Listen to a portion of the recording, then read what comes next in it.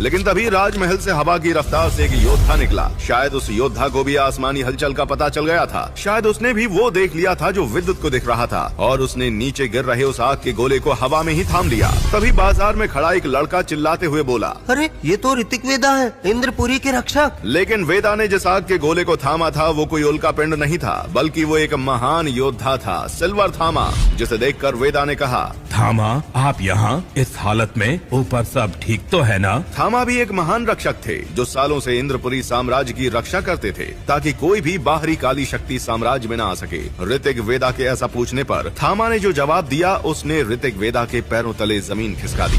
साम्राज्य पर एक बहुत बड़ा खतरा आ गया है। वो अग्नि शक्ति ग्रंथ के पीछे काली शक्तियों की महारानी दुदुसी पड़ गई है। और तभी आसमान में एक भयानक हंसी गूंजी।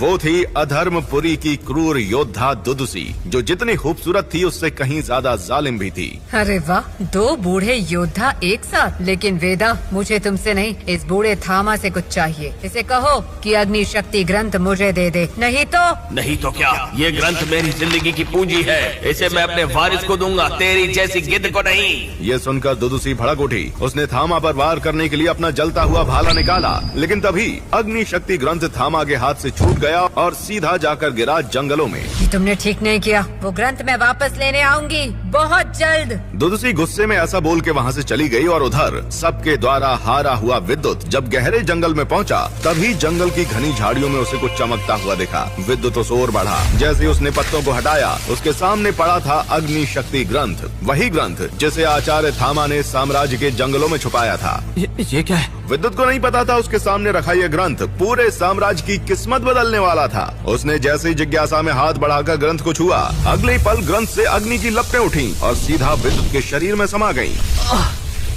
ये हो क्या रहा है? उसके शरीर में अजीब सी हलचल होने लगी। कभी ऐसा लगा जैसे उसका लहू जल रहा है, तो कभी जैसे कोई अदृश्य शक्ति उसकी आत्मा को खींच रही है। विद्युत के हाथ कांपने लगे, उसकी आंखों से लाल अग्नि ज्योति झलकने लगी।